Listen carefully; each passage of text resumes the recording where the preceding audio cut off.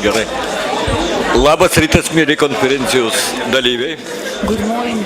Dėkoju, kad susirinkote šiandien ir taip panašiai gausiai, ko gero susirinksit. Daugiau dar ateis jūsų. Pradedam antrą konferencijos dieną. Ir šiandien mes norėtume tikrai reikia laikytis sakoma grafiko. Ir dabar norime pakviesti mūsų gerbiamą svečią Hasse Schneiderman, kad paskaitytų pranešimą pasyvus alkoholio vartojimas ir jo įtaka vaikų gyvenimo kokybei. Prašom. The floor is yours. Welcome.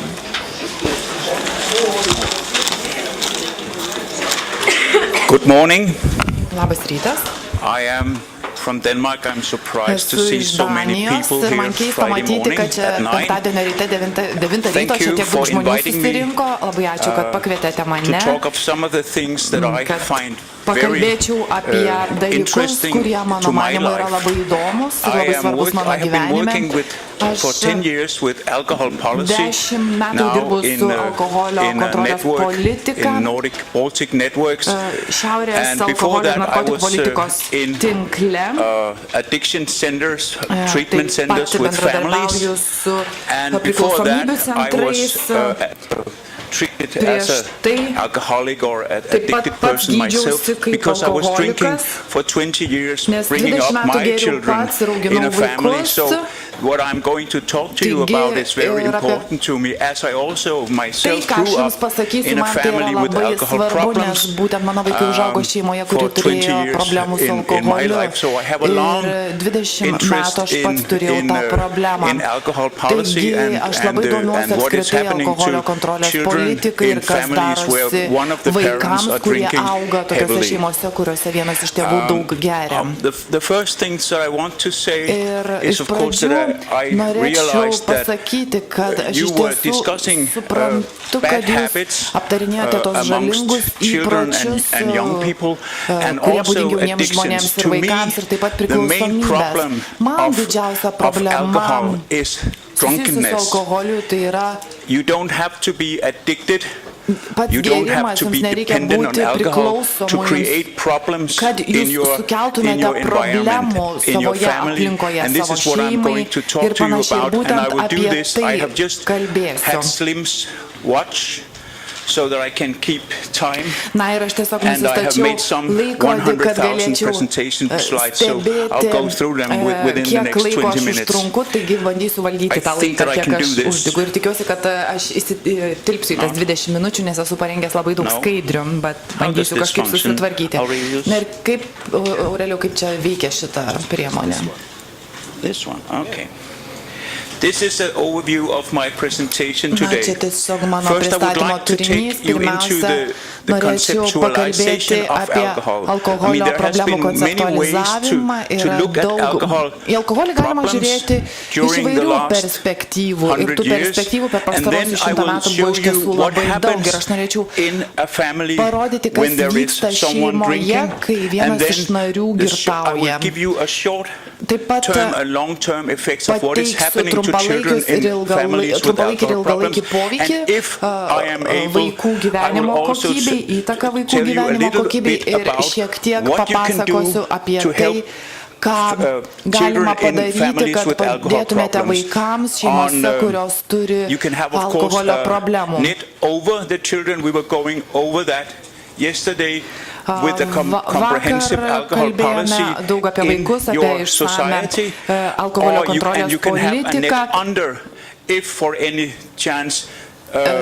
Problems in families will occur, you will have to have different ta politika yra labai geru, bet gerai ir jeigu šeimoje yra alkoholio problemų, reikia tiesiog kažkokių patarimų ar pasiūlymų šeimai, kuri patiria tokių problemų. Na, tiesiog dabar pažvelkime į tą alkoholio įtaką. Prieš daug metų, kai tas blaivybės judėjimas buvo labai stiprus, mano šalyje, jūsų šalyje ir visoje Šiaurės Europoje, jie daugiausia dėmesio skyrėme girtavimui, girtumui pačiam ir elgesio problemams, susimsiams elgesio problemams. Jie nesikoncentravo tiesiog į vieną kažkokį žmogų, bet tiesiog buvo koncentruojamas ne gerantį žmogų, bet į patį žmoną, į vaikus, kurie patyrė įvairių problemų. Ir tas judėjimas buvo labai stiprus mano šalyje. Ketvirtajame praėjusio amžiaus dešimtmetyje ši koncepcija šiek tiek pakito, nes į areną jau žengė gydytojai, jau buvo kalbama apie alkoholizmą kaip apie sveikatos problemą ir tiesiog požiūris į alkoholio problemas šiek tiek pasikeitė. Na ir jų manimų, kad didžiausia problema tai yra alkoholizmas ir priklausomybė nuo alkoholio. Taigi buvo jau to laikytasi viešajame sektoriuje, tai yra valstybė netgi įsikišti ir aš tikiuosi, kad Peter Anderson and Mr. Baumberg report from 2006, and in this you will have listed all the sicknesses and diseases that you can risk to have when you are drinking too much. There are these days challenging point of views on this public health view on alcohol problems, and it's the brain disease. You may have heard about the Danish company Lundbeck, which in these days are selling pills for addicted persons or heavy drinkers so that they will lose so that they could drink less. And this new challenging perspective that I will present you today is the passive drinking, or also called harm to others. The collateral damage. This has been mentioned in many ways, but I will use the term passive drinking throughout this presentation. This passive drinking focuses not on addiction, not on heavy drinking, but on incidents of drunkenness and the social relationships that will be harmed by a drunk person. Of course, this has a political overtone, because, as you know, the Declaration of Human Rights says that freedom is the right to do anything that does not harm other people. And I will go through this presentation saying to you that when people are drinking, they often harm other people. So it's not a private matter if you drink or not. It's a society matter, and it's a matter for families. Now when we communicate on alcohol, in my country there will be the state communicating public health issues. Don't drink because you will have different kinds of diseases. And there's a market.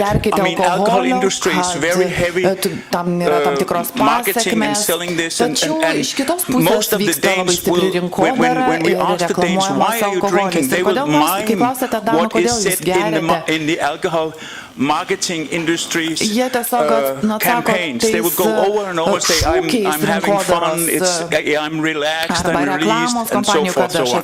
And then, of course, there is the civil society. You and me, laymen, politicians, and NGOs, we also have strong opinions on this. So the person in the middle who are going to think about alcohol and alcohol problem is in the middle here. Now, there is this health point of view from might stay from public health, and there's a social point of view in everyday life. There are system data which you can read everywhere on harms to alcohol, and there is a general population survey. More and more people are asked, for instance, in Denmark, if you ask people in Denmark, what are the real harms by alcohol? It is the harm. Drinking too much in my country doesn't mean drinking liters or numbers or units. It's simply this: you're acting in a stupid way, and this means you drink too much. So let's try to go into this. Everybody knows it. I'm not saying anything new.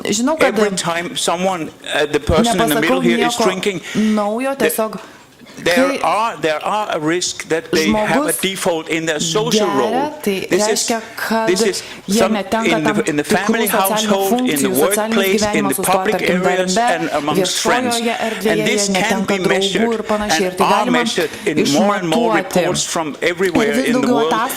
Lately, I've been going through an Australian report, very big report saying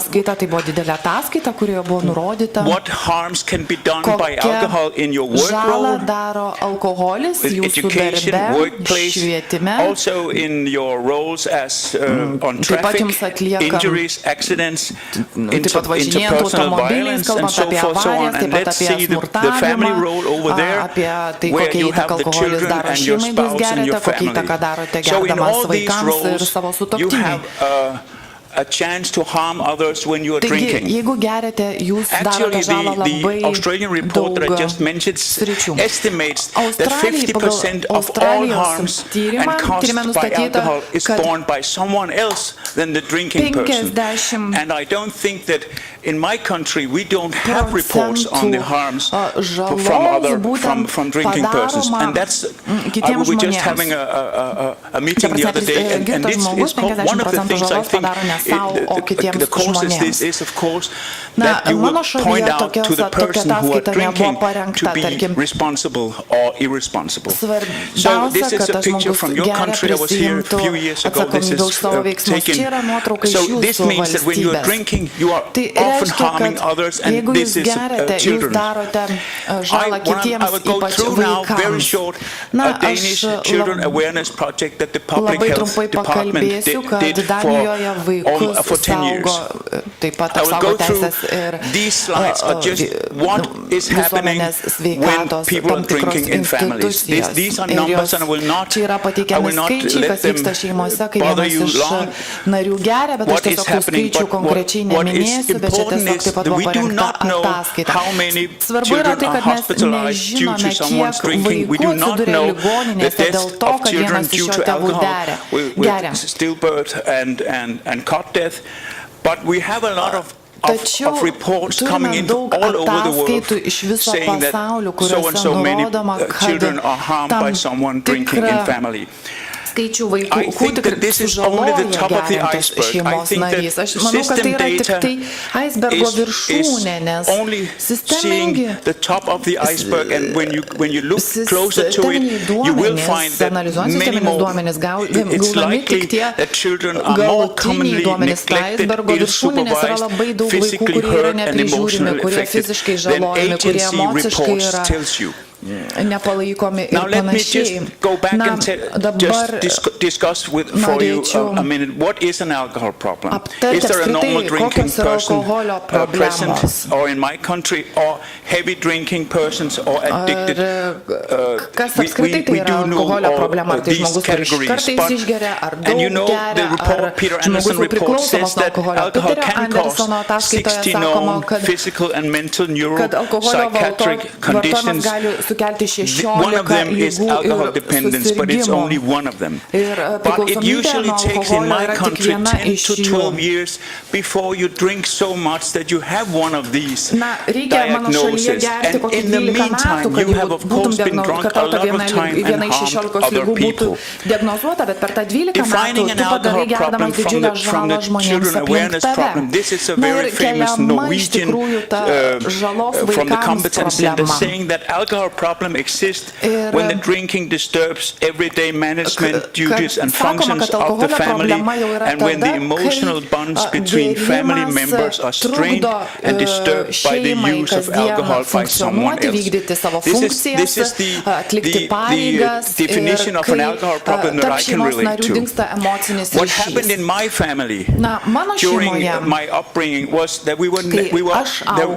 my father and mother was always in arguments and fights, but they never